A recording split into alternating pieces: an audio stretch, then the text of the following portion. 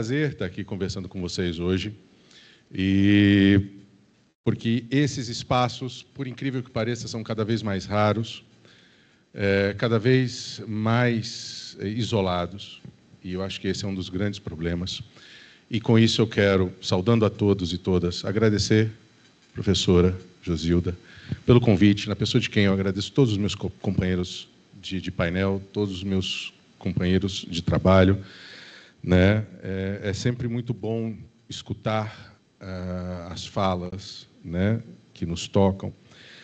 E me pediram para conversar sobre a ciência como ator político internacional e o desafio da comunicação científica sobre os impactos das mudanças climáticas. E eu não vou ficar aqui repetindo todas as informações e todas as abordagens, todas as emoções, porque isso seria impossível e seria, no caso da repetição de informações, seria redundante, cansativo. Nós já estamos no final, já estamos, né, com a hora adiantada. E eu vou tentar fazer um apanhado de tudo o que eu programei para falar com vocês. Bom, em primeiro lugar, dizendo que a ciência como um ator internacional, ela não é um fato, ela não é uma emergência contemporânea, ela não é de hoje. A ciência sempre foi um ator internacional, desde o século XIX. Só que, óbvio, inicialmente, uma ciência de poucos, privilegiada, a serviço da destruição, a serviço do colonialismo, a serviço da morte, a serviço da escravização. Enfim, não nos esqueçamos que a escravidão colonial, a escravidão como nós a conhecemos e nos habituamos a falar, e sempre se escuta, quando se fala de escravidão, sempre se escuta aquele argumento: mas escravidão sempre existiu. Sim, mas foram os colonizadores europeus que a transformaram numa indústria, que a transformaram numa forma de segregação social, numa forma de invisibilização, de diminuição e de desumanização dos povos africanos. E o fizeram pela marca mais perversa do mundo, para que eles pudessem ser, pela sua cor, identificados mais facilmente em casos de fuga no território europeu. Tá? E isso vai também em relação à lógica do capital, à lógica colonial, à lógica dessa indústria de morte, dessa pulsão de morte, que é uma marca constante da sociedade humana há pelo menos 800 anos. Sempre há uma característica de guerras, etc., mas essa lógica da apropriação, essa lógica da propriedade privada, essa lógica do eu individual, poderoso, invisibilizando e destruindo, tornando as pessoas e o meio ambiente como entidades não sagradas, mas descartáveis, isso vem e persiste por pelo menos 800 anos. E para que nós nos lembremos de passados recentes, todo mundo começou a falar de ciência muito agora, né, por conta da pandemia da Covid-19, mas não nos esqueçamos da pandemia da AIDS, da pandemia do HIV, não nos esqueçamos da gripe aviária, não nos esqueçamos de outras e tantas doenças negligenciadas, doenças esquecidas, que têm esse nome característico admitido pela ciência por serem doenças de pobre, e são negligenciadas por quê? Porque o capital não se interessa por eles. Por quê? Por elas. Por quê? Porque matam pobres. Pessoas desde o início, pelo menos nos últimos 800 anos, quando da formação e da emergência desse conceito vago, abstrato, de cidadão, de participação política, já eram e continuam a ser descartáveis. E, aliás, eu costumo dizer muito. E antes, um parênteses, óbvio, eu esqueci de falar por conta da emoção, pela fala da Patrícia. E, mais uma vez, Patrícia, obrigado. Tá? Obrigado pela sua luta, sobretudo. Tá? Eu me propus a começar a minha fala contando para vocês que eu ia fazer com vocês o que eu costumo fazer com os meus alunos. Na primeira aula, eu viro para os meus alunos e falo: olha, ao longo do meu curso, meu único objetivo não é necessariamente ensinar, e obviamente também não é o objetivo aqui, mas não é ensinar vocês, é retirar de vocês a única coisa que vocês têm e que vai atrapalhar muito vocês, que é a desculpa universal. A desculpa universal é: eu não sabia.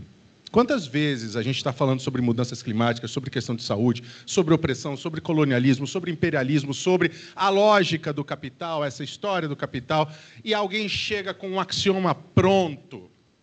Ah, se você não gosta do capital é porque você é um comunista. Aí você vai explicar que ser de esquerda não é ser comunista, ser de esquerda é você se preocupar com igualdade de direitos, com visibilidade, com existência, com democracia, com todas essas questões fundamentais, e aí geralmente você escuta, seja de um parente, de um estudante, nossa, eu não sabia disso. Né? Então, essa é a desculpa universal, que é um lugar de conforto. E um lugar de conforto fabricado e produzido pelo próprio capital. Aliás, é essa perversidade de fazer com que as pessoas se autoanestesiem, não queiram a dor, não queiram o desconforto, não queiram o incômodo, não queiram olhar para o feio, não queiram olhar para o sujo, através da qual o capital se aproveita justamente para produzir essas desculpas. E uma outra coisa que eu vou fazer aqui, infelizmente, eu não vou poder coadunar com esse espírito poliana, com esse espírito de que, puxa, né, há beleza na destruição, há coisas importantes que existem. Né? Por exemplo, uma coisa que eu critico muito, a famigerada fábula do colibri, do beija-flor, no incêndio da floresta. Os animais todos fugindo do incêndio da floresta e, no sentido contrário, um beija-flor voa para lá e para cá. Vocês conhecem essa fábula? Voa para lá e para cá, até que algum animal apavorado pelo medo de perda da existência fala: o que você está fazendo voando para o outro lado? Ah, eu encho o meu biquinho d'água, estou indo lá depositar uma gota no incêndio florestal. Mas isso não adianta, eu estou fazendo a minha parte. Desculpa, isso não adianta. Isso é a mesma coisa de hoje escrever nota de repúdio e comentar xingando em post de rede social. Porque a máquina de morte, a indústria de morte, essa produção massiva, industrial, em quantidades gigantescas de morte, afeta a todo e cada um de nós, principalmente os menos favorecidos, principalmente aqueles que primeiro foram invisibilizados. E em defesa dos quais poucos se levantam, por mais indignados que sejam. Ah, mas eu separo o lixo. Amarro o lixo, os plásticos, os vidros, o lixo orgânico e ponho na porta da minha casa para o lixeiro levar. Você já seguiu o caminhão de lixo? Nós vivemos num país em que metade da população não tem vaso sanitário, não tem saneamento básico. Me incomoda bastante quando eu escuto esses slogans de internet. A favela venceu. Não, criança, a favela não venceu. A favela continua sendo humilhada, esculachada, invadida, dominada, sem saneamento, sem saúde pública, sem educação. Não venceu nada. Meia dúzia de pessoas que se aventuraram a cantar funk ou foram patrocinados por algum empresário venceram. Mas essa é a exceção que confirma a regra da exclusão. Então, se nós vamos falar sobre comunicação, vamos falar sobre ciência como ator internacional, nós temos que perguntar de que ciência nós estamos falando. Porque ainda que a gente se considere, como diria Bruno Latour, né, ainda que a gente se considere muito modernos, contemporâneos, nós nunca fomos modernos no sentido de não reproduzir os conceitos e a lógica e a ciência da modernidade do século XVIII ou do século XIX. Vejam, nós ainda sentamos em filas em sala de aula. Nós ainda temos critérios e valores e conceitos, seja na universidade, seja na escola, seja na rua, seja na hierarquização das relações profissionais, das relações humanas e sociais. Baseadas no quê? Baseadas no positivismo, baseadas na ciência como um todo. E aí eu vou lembrar para vocês de um livro, um fato que tem descrito num livro chamado Educação para Além de Auschwitz, em que descobriram, e isso é fato, descobriram enterrado num dos alojamentos de Auschwitz, ao lado de um beliche, uma carta assinada. Jaros, agora não vou me lembrar o nome, mas era um professor judeu polonês, internado no campo de extermínio de Auschwitz, e que escreveu, com muita dificuldade, uma carta num pedaço de papel, antes de ser encaminhado para a câmara de gás. E Auschwitz, o Holocausto, seja o Holocausto em qualquer época, o genocídio é uma marca do sistema capitalista. E nessa carta diz, né, o livro, Theodor Adorno diz, Ele escreve e desabafa. Ele, professor a vida inteira, ele escreve para um professor imaginário e ele pede desculpas a esse professor. Ele fala: professor, me desculpe, mas eu não acredito mais na ciência. Porque ao longo desses últimos tempos, aos meus olhos foi permitido ver o que a nenhum ser humano poderia ser permitido enxergar. Médicos formados nas melhores universidades da Europa, vocacionados exclusivamente a acabar com a vida humana. Enfermeiras, parteiras, doulas, formadas nas melhores escolas e com as melhores formações acadêmicas de toda a Europa, matando crianças recém-nascidas. Engenheiros formados em grandes universidades, vocacionados a construir câmaras de gás, fornos de queimação de cadáveres. Então, me desculpe, professor, eu não consigo mais acreditar na ciência. E durante muito tempo nós acreditamos na fábula que após a ruptura totalitária do Holocausto, o fascismo estava derrotado, nós teríamos conseguido reconstruir toda a estrutura de direitos. Só que o grande problema é que o fascismo não foi derrotado. Ele não foi nem ressurgido agora, ele nunca foi embora. Por quê? Porque ele é uma característica do colonialismo, da colonialidade. E o que está acontecendo hoje em Gaza, o genocídio, a limpeza étnica que está acontecendo em Gaza, no Líbano, na Síria, no Iêmen, não é só um projeto geopolítico de dominação e de enfrentamento ao projeto da nova Rota da Seda. É a tentativa de esticar e implementar uma nova régua moral da humanidade e um alerta a todos os povos invisibilizados e que ousarem levantar a sua cabeça contra o imperialismo. Veja o que nós estamos fazendo aqui. Podemos fazer isso em qualquer lugar. Contra qualquer pessoa. Obrigado. Não podemos simplesmente só falar, temos que acreditar nos genocídios em curso. Os genocídios dos povos originários, o genocídio da população quilombola, a persistência. Veja, se você não acredita que nós vivemos ainda a mentalidade colonial persistente, com todas as nuances, maquiagens e espíritos de poliana que o capital, que as corporações de mídia, que a rede social pode favorecer a você para se alienar, se você ainda não acredita nisso, basta você parar para perguntar quais são as operações comerciais mais lucrativas até hoje da história. Tráfico de armas, tráfico de drogas e tráfico de pessoas. O agronegócio brasileiro, em boa parte, se beneficia. O agronegócio não todo, boa parte da sociedade brasileira, da classe B, pelo menos para cima, ainda se beneficia de mão de obra escrava ou semi-escrava, da invisibilização das pessoas. O genocídio não está presente só em Gaza, o genocídio está presente nas comunidades tradicionais, o genocídio está presente nas periferias das grandes cidades, com a juventude negra sendo dizimada cotidianamente, porque carregava um guarda-chuva, porque carregava uma furadeira, porque ousou exigir o pagamento de 3, 4 meses de salário que estava atrasado e não era pago.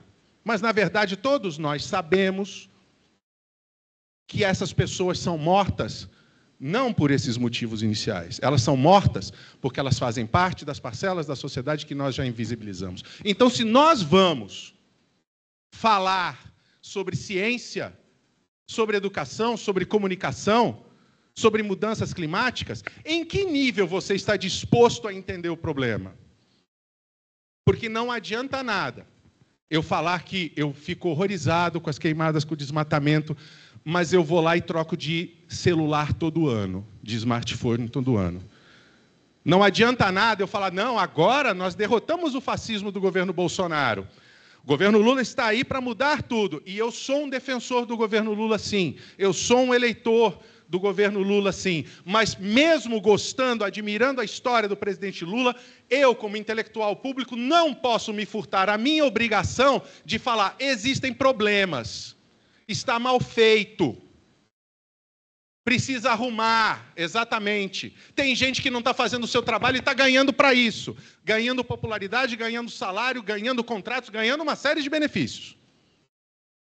Tá? Não adianta nada eu falar assim, não, agora a coisa vai. Olha que discurso lindo que o presidente Lula fez na ONU.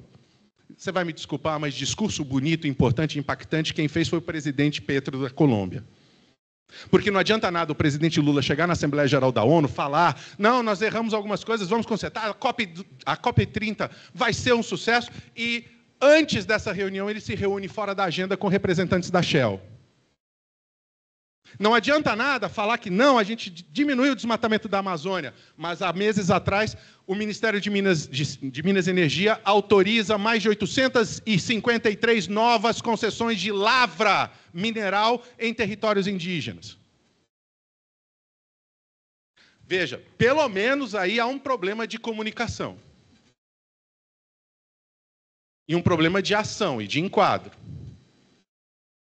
Tá? Agora, por que eu falo também que não basta só fazer a minha parte? O Nelson mostrou aquela charge maravilhosa, né? Vamos lavar as mãos enquanto as ondas estão vindo. Quanto tempo eu ainda tenho? Se deixar, eu fico falando aqui até amanhã. Até vocês literalmente caírem da cadeira. Que eu esqueci de ligar aqui, agora já era. Esqueci de ligar o cronômetro, tão emocionado que eu estava. Quando eu falo que a gente precisa entender, que a lógica do capital, esse moedor de carne, tá?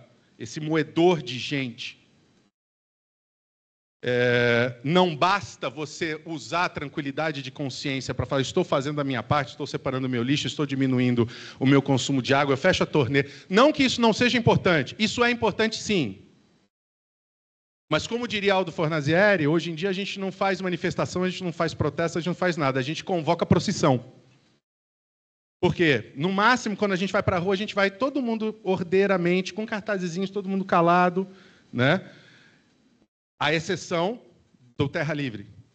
À exceção das manifestações do movimento dos trabalhadores sem terra. Tá? Mas quando eu falo que eu fecho a torneira quando eu escovo os dentes, ótimo, você está contribuindo, fazendo a sua parte, para economizar, no máximo, um consumo de recursos hídricos no país da ordem de 10%. O consumo urbano de água no país é da ordem de 10%. Tá? Só a agricultura consome 70%. 20% para a indústria. E essa agricultura que consome 70% dos recursos hídricos está literalmente secando o Brasil, secando o país. Óbvio que não existem fatores isolados, mas vejam, o professor Juraci mencionou um conceito, não denominou, mas mencionou o conceito de água virtual, que é a água consumida para produção de bens de consumo e bens de serviço. E as commodities, 1 quilo de soja gasta de 3 a 5 mil litros de água para ser produzido. Desde 2001, a China, por decisão do Comitê Central do Partido Comunista, não planta mais soja. Se vocês olharem na relação do Ministério da Agricultura, Pecuária e Abastecimento, dos principais compradores do agronegócio brasileiro, a China é a primeira comprando soja. Eles estão gastando a nossa água. Mas não é só isso. Vocês têm escutado agora as notícias, o Pantanal está enfrentando a maior seca, a Amazônia está enfrentando a maior seca de toda a história desde que se registra. Pois é.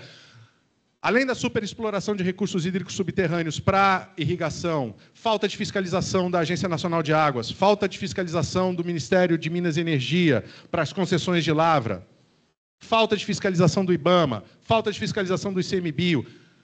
Óbvio, esses órgãos têm dificuldade, esses órgãos têm dificuldade de esgotamento ou de carência de servidores? Claro que sim, mas isso também é uma consequência do capital, isso também é uma falácia plantada no discurso fácil e amplificada essa facilidade com as redes sociais e com o WhatsApp.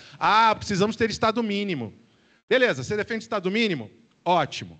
Não reclama quando não tiver médico no posto de saúde. Não reclama quando não tiver guarda para vigiar e garantir a segurança da rua. Não, mas eu pago o convênio médico. Então, desculpa, você é muito burro. Porque você paga a tributação, não exige a contraprestação do Estado, não fiscaliza, paga o particular e muitas vezes ainda paga propina para passar na fila. Né? Moça, dá um jeitinho aí para mim, eu preciso tanto passar no oftalmologista.